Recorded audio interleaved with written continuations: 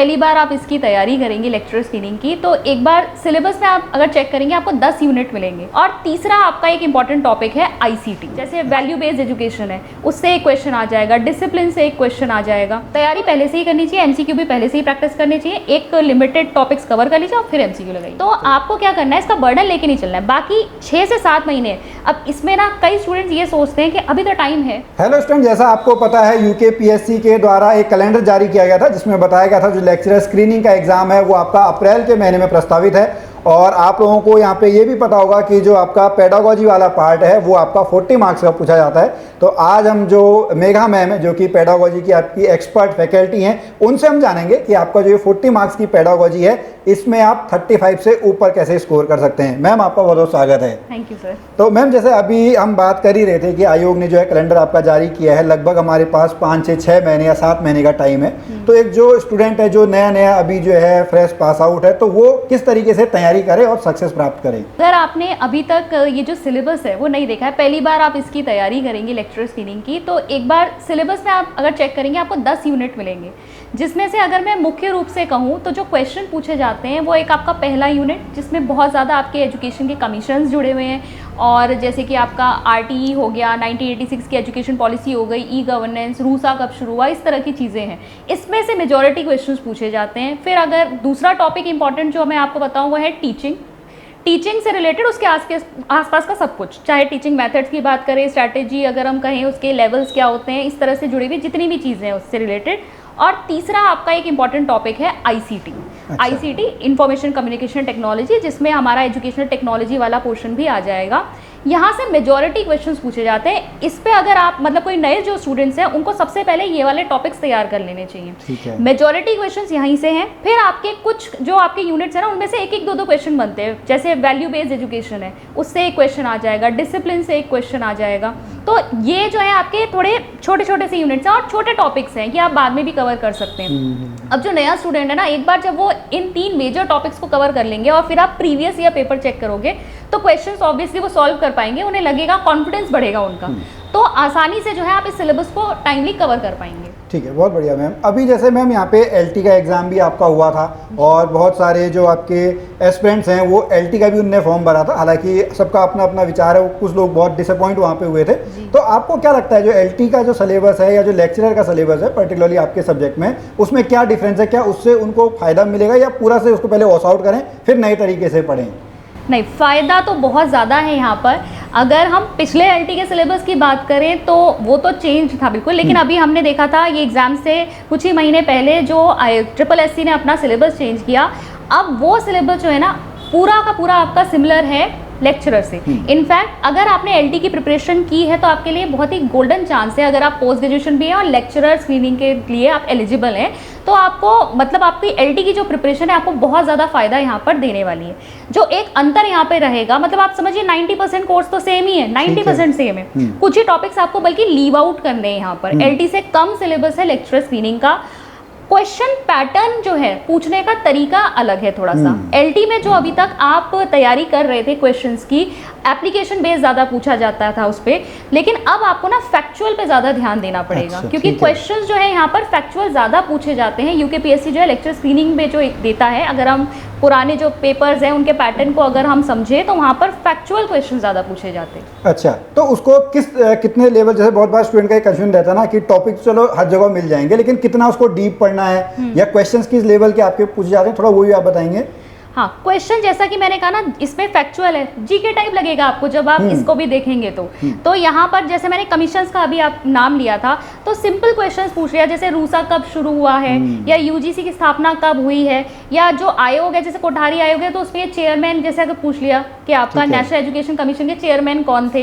इस तरीके के क्वेश्चन जो है ना बेसिक ऊपर से पूछे जाते हैं। हालांकि मैं ये जरूर कहूँगी स्टूडेंट्स को कि ध्यान में रखिए, जैसे जैसे पेपर होता जाता है क्वेश्चन डीप जाने लगते हैं, लेकिन अभी भी यहाँ ऊपर से क्वेश्चंस बहुत बचे हुए हैं। बहुत डीप डाइव इन करने की जरूरत नहीं है टॉपिक्स में, लेकिन एक टॉपिक से रिलेटेड जितने भी फैक्चुअल क्वेश्चंस बन रहे हैं उनको जरूर आप पढ़ के जाइए। चलिए, बहुत बढ़िया मैम। तो एस्पिरेंट यहाँ पे मैं अभी तक का जो है समराइज करूँ तो मैम ने आपको बताया सबसे पहले तो आप सिलेबस देखें उसमें जो टॉपिक वाइज है वो आपको चलना है, और उसके बाद जो प्रीवियस ईयर के क्वेश्चन पेपर हैं उनको भी आपको जो है वो देखते हुए चलना है। मैडम ठीक है, स्टूडेंट यहाँ तक तो समझ गए कि उनको सिलेबस जो है वो समझ गए कि किस तरीके का पेपर आता है, किस तरीके के क्वेश्चन पैटर्न आपके बनते हैं। अब बारी आती है कि हम पढ़ें कहाँ से, जो स्टडी मटेरियल है वो कहाँ से ले, क्योंकि आज इंटरनेट के ये आपके जो दौर है इसमें इंफॉर्मेशन बहुत ज़्यादा है। हाँ। यूट्यूब चैनल्स बहुत ज़्यादा हैं, पीडीएफ लोग इकट्ठा करने में रहते हैं, तो किस स्टडी मटेरियल पे स्टूडेंट्स को जाना चाहिए? देखिए, अगर बीएड वगैरह क्योंकि इन लोगों ने किया हुआ है, तो बीएड की अगर आपके पास बुक्स अवेलेबल है या कहीं से आप अरेंज कर पाते हो, सारी बुक्स नहीं, जैसे कि आपका एक जो हिस्ट्री, जो एजुकेशन सिस्टम की हिस्ट्री, इंडियन एजुकेशन सिस्टम की हिस्ट्री से रिलेटेड एक बुक होती थी, वो आपके पास होनी चाहिए। एक एजुकेशन टेक्नोलॉजी से रिलेटेड बुक आपके पास होती थी, वो अगर आपके पास है, क्योंकि उसमें जो है आपका टीचिंग से रिलेटेड सारे टॉपिक्स कवर हो जाते हैं। इन 2 बुक से भी आपको काफ़ी मटेरियल मिल जाएगा। लेकिन एक चीज़ और यहाँ पर मैं बताना चाहूँगी कि आपका जो यूके पीएससी है, इस पर जो क्वेश्चन पेपर देता है ना, यहाँ पर वो करंट भी देता है। अच्छा। जो एजुकेशन में जुड़े हुए जैसे नई स्कीम्स हैं, जैसे पिछले जो पेपर है उसमें भी आपका एक क्वेश्चन आया था, नेशनल इंफॉर्मेशन सेंटर सेवा इंक की स्थापना कब हुई थी, अच्छा। जीके टाइप का क्वेश्चन हो गया। डिजिटल जेंडर एटलस जो है किससे रिलेटेड है, या फिर डिजिटल इंडिया के कितने एरियाज हैं, ये जो है ये कुछ नई स्कीम्स को जोड़कर, या नेशनल टीचर्स अवार्ड कब शुरू हुआ था, इस तरह के क्वेश्चन भी पूछता है, जो आपको डायरेक्टली इन टॉपिक्स में नहीं मिलेंगे। इसके लिए आपको थोड़ी सी इंटरनेट की हेल्प लेनी पड़ेगी। तो यहाँ पर आप क्या कर सकते हैं ना, आप जो ऑफिशियल गवर्नमेंट साइट्स हैं, आप गवर्नमेंट साइट्स खोल के देखिए, वहाँ पर आपका जो डिजिटल इंडिया प्लेटफॉर्म भी है, वहाँ पे भी आपको एजुकेशन से रिलेटेड जितनी भी स्कीम्स चल रही हैं गवर्नमेंट की, वो आपको देखने को मिलेंगी। शाला दर्पण वगैरह मिल जाएगा, उससे रिलेटेड भी क्वेश्चन पिछली बार आया था।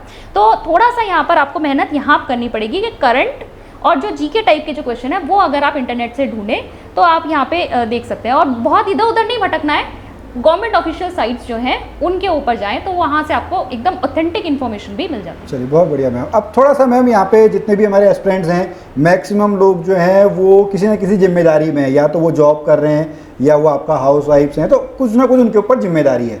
तो मेरे यहाँ पे 2 क्वेश्चन है। पहले हम क्वेश्चन लेते हैं कि जैसे बहुत बार स्टूडेंट कहते हैं कि हमारे पास जो है लिखने का टाइम नहीं है या नोट्स बनाने का टाइम नहीं है, तो उनको आप क्या सलाह देना चाहोगे? नोट्स बनाने चाहिए या नहीं बनाने चाहिए?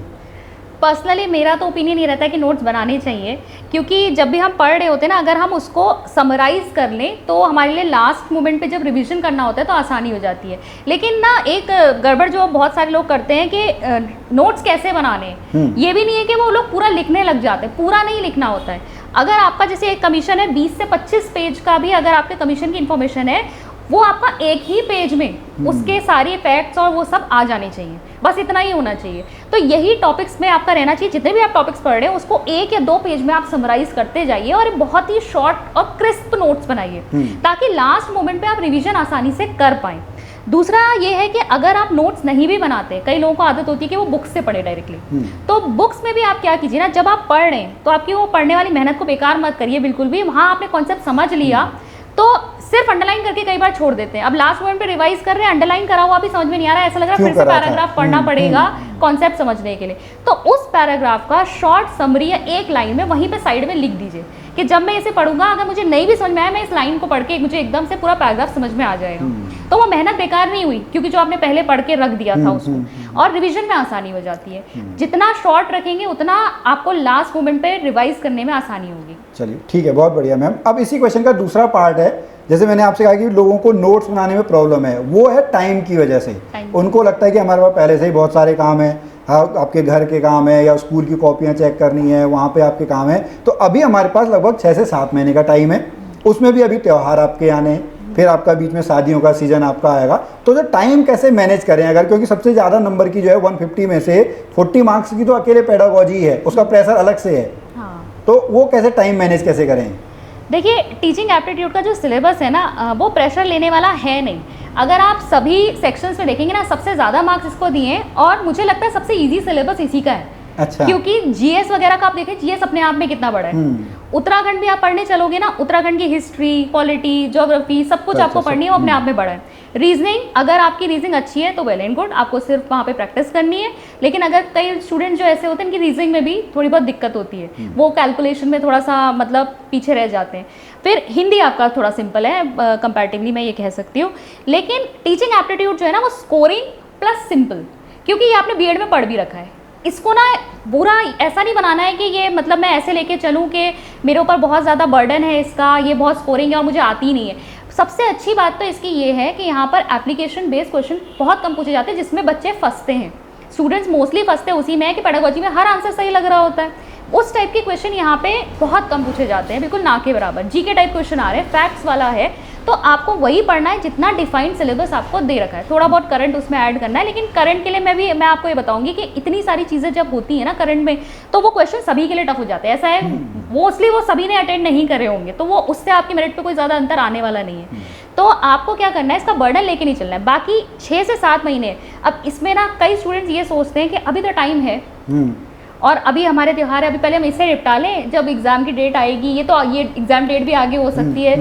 वो स्ट्रैटेजी मतलब हाँ काम नहीं करेगी। आपको क्या करना है, पहले से ही अभी से तैयार होना है, बाद में अपने लिए रिवीजन के लिए टाइम छोड़ना है। और इसके लिए आप क्या करिए, अगर डेली समय नहीं भी मिल रहा, हफ्ते के कुछ डे तो डेडिकेटेडली बनाइए। ये मैं सिर्फ टीचिंग एप्टीट्यूड के लिए नहीं कह रही, पूरे सिलेबस के लिए कह रही हूँ। आपको डेडिकेटेडली अपने कुछ दिन तो निकालने ही पड़ेंगे हफ्ते के, कि मैं इसमें जो है सिर्फ और सिर्फ लेक्चर स्क्रीनिंग की तैयारी करूंगा या करूंगी, ठीक है। और बाकी टीचिंग एप्टीट्यूड जैसा कि मैंने कहा, आप बस टॉपिक पढ़िए, और 6 महीने इतना लंबा समय है, आप डिवाइड भी करेंगे ना, बहुत कम टॉपिक्स आपके एक हफ्ते में बैठेंगे, उनको डिवाइड कर लीजिए। हफ्ते में अगर आपके जो भी टॉपिक्स हैं उसको पढ़ने के बाद प्रैक्टिस ज़रूर करिए, क्वेश्चन ज़रूर लगाइए। बहुत आपको प्रीवियस ईयर पेपर मिल जाएंगे, सिर्फ यहीं के नहीं, अदर स्टेट के क्वेश्चंस भी आप ट्राई कर सकते हैं प्रीवियस ईयर पेपर डाउनलोड करके, और बाकी बुक्स भी प्रैक्टिस के लिए अवेलेबल होती है। ठीक है मैम, जैसे आपने यहाँ पे प्रैक्टिस एमसीक्यू की बात करी है या मॉक टेस्ट की बात करी है, तो वो किस टाइम पे स्टार्ट करनी चाहिए? क्योंकि बहुत बार स्टूडेंट को ये लगता है कि मैं पहले भी मैंने ये एग्जाम दिया है, मैंने एलटी का भी दिया है, तो थ्योरी तो मैंने पढ़ी ली है, वो पहले दिन से ही आपका जो है मॉक टेस्ट या प्रैक्टिस सेट लगाने में लग जाते हैं, उसके बाद उनके नंबर कम आते हैं, क्वेश्चन उनसे सॉल्व नहीं होते, तो वो नर्वस हो जाते हैं, फिर वो उस दिन की पढ़ाई छोड़ देते हैं। ऐसे ही अगले दिन का रूटीन भी रहता है। तो प्रैक्टिस सेट या जो मॉक टेस्ट है वो कब से लगाने शुरू करने चाहिए? मेरे हिसाब से तो जब भी आप टॉपिक कंप्लीट कर लेते हैं, तो उस टॉपिक से रिलेटेड अगर आपको टॉपिक वाइज एमसीक्यू मिल रहे हैं तो आपको ज़रूर प्रैक्टिस करनी चाहिए, लेकिन पहले आप पढ़िए उसको। ये जो एक सोच है ना, आप बिल्कुल सही कह रहे हैं कि पहले से ही वो लगाने लगते हैं एमसीक्यू, ये सिर्फ देखने के लिए होता है। आपने प्रीवियस ईयर पेपर चेक ज़रूर कीजिए कि भाई किस टाइप के क्वेश्चन आ रहे हैं, ताकि आपकी पढ़ाई जो है ट्रैक पर रहे, आपको भी पता रहे कि मुझे कहाँ से क्या चीज़ पढ़नी है। ये प्रीवियस ईयर पेपर को देखकर ही पता चलता है, लेकिन टॉपिक को पहले पढ़िए, उसके बाद एमसीक्यू करिए। कोई फायदा नहीं है अगर आप बिना पढ़े एमसीक्यू लगा रहे हैं, नंबर कम आ रहे हैं, फिर वो समझ में नहीं आ रहा, फिर से वापस जा रहे हैं उसमें। तो आपको तैयारी पहले से ही करनी चाहिए, एमसीक्यू भी पहले से ही प्रैक्टिस करनी चाहिए, एक लिमिटेड टॉपिक्स कवर कर लीजिए और फिर एमसीक्यू लगाइए। चलिए बहुत अच्छा मैम, यहाँ पे आपने बताया। तो एस्पिरेंट, मुझे लगता है कि आपको आज का जो ये वीडियो है बहुत अच्छा लगा होगा, और अगर आपको ये वीडियो अच्छा लगा है तो आप इस वीडियो को लाइक करें। आपके जो साथी लोग अभी लेक्चर स्क्रीनिंग की तैयारी कर रहे हैं उनको भी आप ये वीडियो जो है वो शेयर कर सकते हैं। और अगर आप मैम से पर्सनल गाइडेंस लेना चाहें तो मैम के यूट्यूब चैनल्स के जो लिंक हैं जहाँ पे मैम पढ़ा रही हैं उसके लिंक आपको नीचे डिस्क्रिप्शन में मिल जाएंगे। पेड कोर्सेज के लिंक भी आपको नीचे डिस्क्रिप्शन में जो है वो मिल जाएंगे, आप कांटेक्ट हम लोगों से कर सकते हैं। और अगर आप अभी हल्द्वानी में रह के तैयारी कर रहे हैं तो हल्द्वानी में जो है हमारा ऑफलाइन सेंटर जो है वो कुसुमखेड़ा के पास है, उसका एड्रेस भी नीचे आपको डिस्क्रिप्शन में मिल जाएगा। तो यहाँ पर आप जो है सीधा मैम से आप कांटेक्ट कर सकते हैं। मुझे आशा है कि आप लेक्चर स्क्रीनिंग की तैयारी कर रहे होंगे, आप हमारे इस चैनल के साथ जुड़े रहेंगे। तब तक के लिए नमस्कार।